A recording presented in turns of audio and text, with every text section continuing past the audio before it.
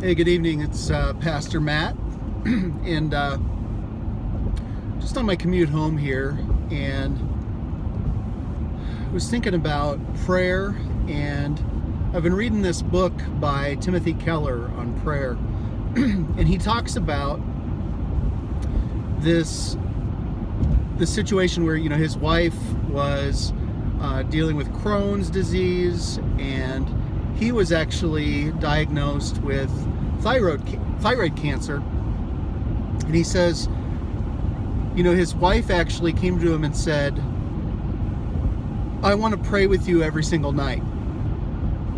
And that's something they had never really done before. They'd never really gotten to a place where they prayed together every single evening.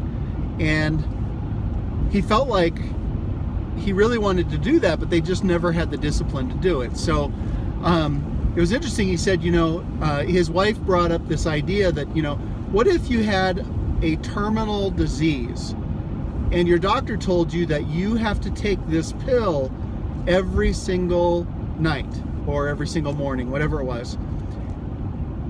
She asked, would you ever miss the pill? Would you ever miss that treatment?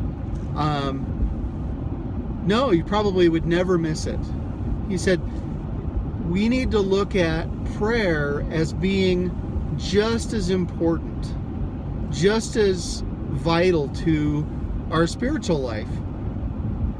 That if we miss a day, it's like missing that vital treatment, that life-saving treatment.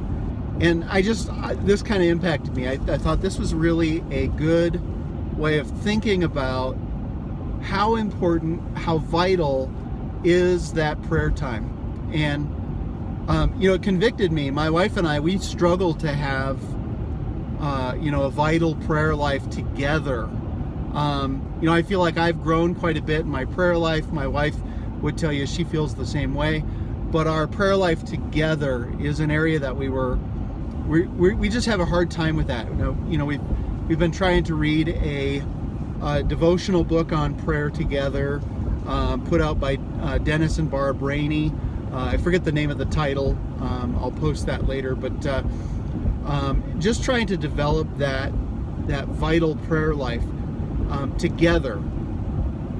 And that illustration just really kind of got to me. And I thought, that's something I need to think about it that way. I need to think about prayer together as being this vital medicine. I want to make sure my wife takes it. She wants to make sure I take it.